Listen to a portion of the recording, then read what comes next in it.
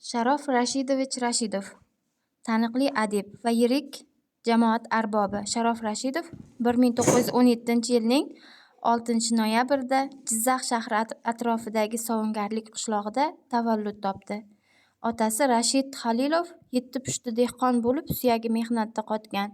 Umri qora mehnatda o'tganligiga qaramasdan, oilasida bilim olishga intilish juda kuchli edi.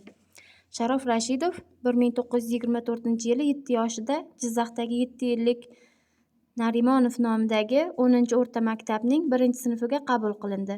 Bu maktabda turli yillarda atoqli shoir Hamid Olimjon, yozuvchi Nasrullo Oxunov, akademik O'ktam Oripov, O'zbekiston xalq yozuvchisi Nazir Safarov, dramaturg va davlat arbobi Sarvar Azimov, taniqli bolalar shoiri Shukur Sa'dulla kabi taniqli insonlar tahsil olishgan.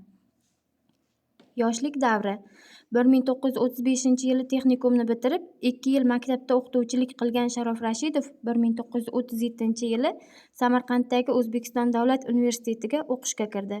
Talabalik yillarida ijod bilan shug'ullanib, she'rlar va kichik hikoyalar yozish bilan birgalikda Samarqanddagi Lenin yo'li gazetasida muxbir, mas'ul kotib, muharrir muovini bo'lib ishlaydi.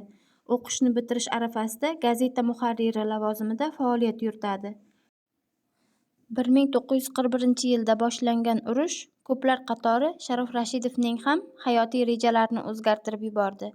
Shu yilning noyabrida Frunze, hozirgi Bishkek, piyodalar harbiy bilim yurtini tezlashtirilgan dastur asosida tugatgandan so'ng Kalinin frontiga jo'natiladi.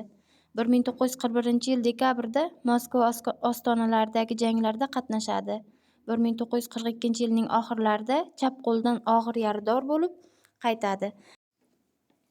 Rashidovning ijodi 30-yillarning ikkinchi yarmida boshlangan. U dastlab she'riyatda qalam tebratib, Samarqand kuylari nomi bilan birinchi she'riy to'plamini e'lon qilgan. Ikkinchi jahon urushi yillarida yozgan she'rlari 1945-yillarda Qahrim to'plamida chop etilgan. U ayni chog'da adabiyotshunos va munaqqid sifatida ham qalam tebratgan. Sharof Rashidov ijodida maqola-navislik muhim o'rin egallaydi. Shuning uchun ham uning badiiy ijodi namunalarida bu ruh yetakchilik qiladi. Adibning G'oliblar qissasi 1972-yilda qayta ishlanib, G'oliblar romani sifatida nashr etiladi. Bo'rondan kuchli, qudratli to'lqin romanlari yaratiladi. Sharof Rashidov juda katta mavqega ega shaxsdir.